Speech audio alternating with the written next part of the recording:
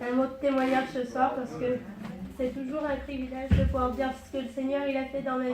Amen. Et je suis contente d'être ici parce que moi normalement je suis de Paris mais en ce moment je suis à Montpellier alors je visite un peu les églises du coin. Ben moi j'ai 20 ans et puis ça va bientôt faire 4 ans que je suis chrétienne et baptisée. Mais quand je me suis convertie, ben, j'étais en chaise roulante et je ne pouvais pas du tout marcher. Mais quand je me suis convertie, ben, je savais que Jésus pouvait me guérir.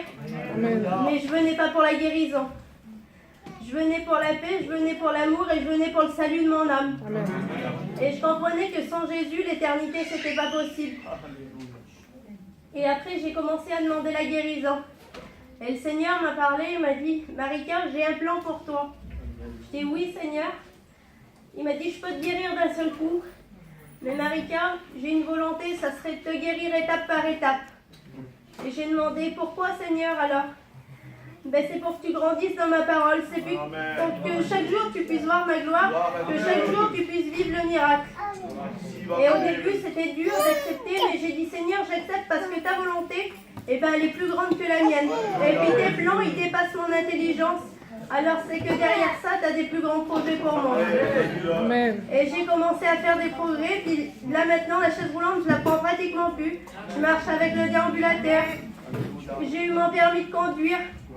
Je remercie le Seigneur pour tout ce qu'il fait dans ma vie. Et vous savez, la guérison, il va la finir parce que ce qui commence, c'est pas un homme pour commencer. Et sa bouche dit, son bras l'accomplit.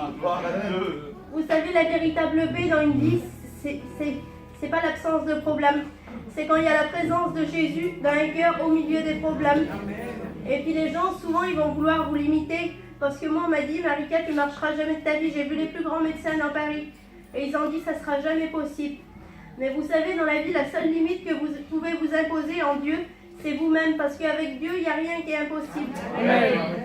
Et que Dieu vous bénisse. Le carburant de la vie, c'est la foi. Amen.